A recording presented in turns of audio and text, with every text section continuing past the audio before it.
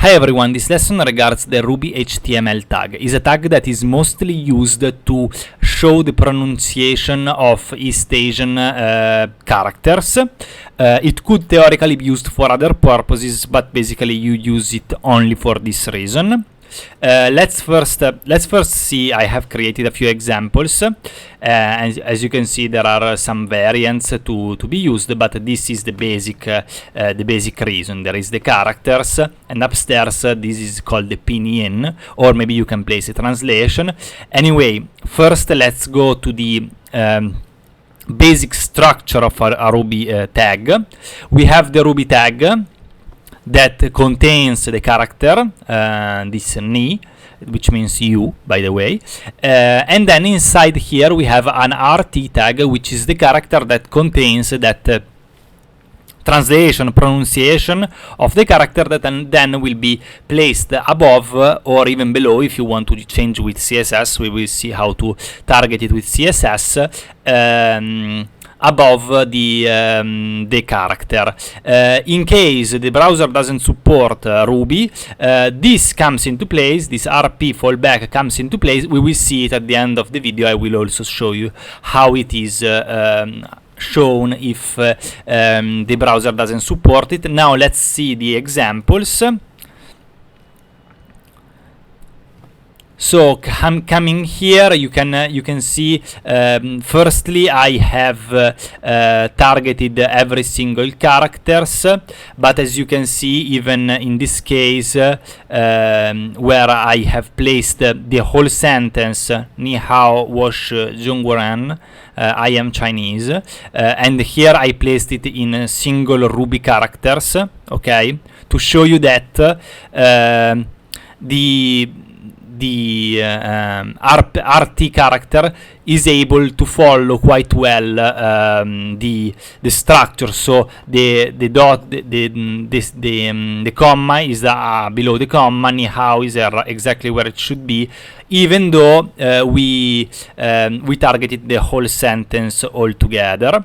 Actually, I want to remove 1 second.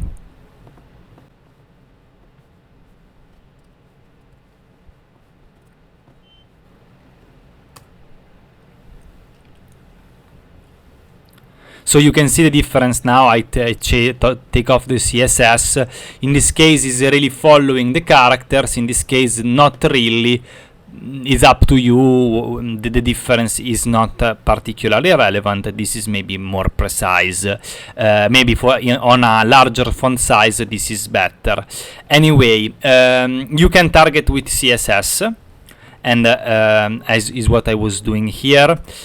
So I'm targeting the env of type 1, so the first Ruby, that ni. There is a possibility to use Ruby position, which can be above, under, or even alternate. Anyway, you can place it upstairs or downstairs. That's it. And of course, then you can change the font size, the color. You can target it as a normal text. And we have seen the result. Then I have created entire sentences, and let's see the result. These are basically what you will do, no? Wait, let's see this thing. I have increased the size of the RT. This is absolutely possible. I have targeted the RT here, and I gave it a font size of 2 rems. So now basically the 2 elements, even though they should be one should be smaller than the other, I make it so that they are the same. Is a choice that you could do. Then let me decrease my size. Okay, so here, as you can see, we have an entire sentence. These are 2 identical sentences. One possibility with the pronunciation, with this Ruby, is to display the pronunciation. I think that in this way, you are actually retrieving a right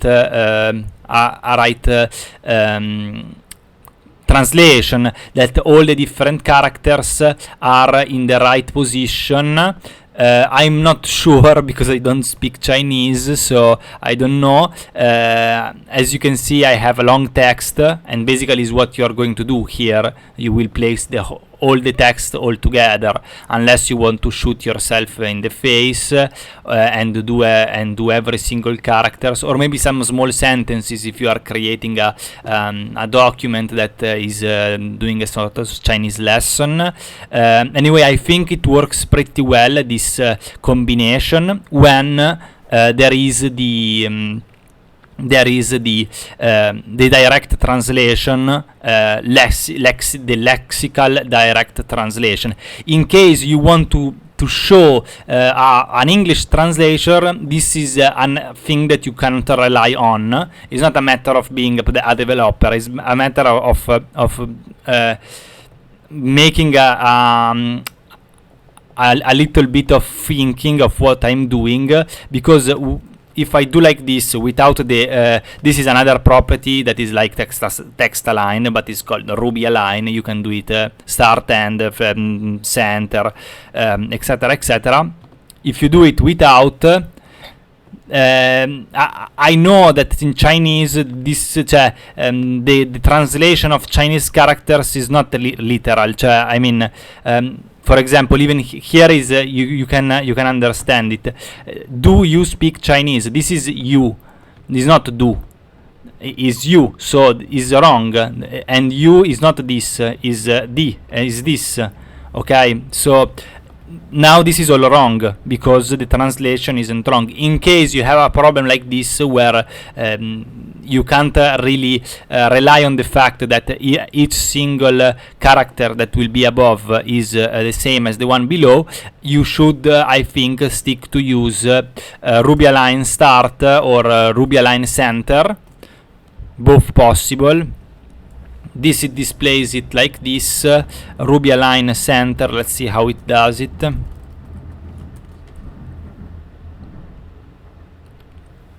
I don't know, maybe it was better start. Anyway,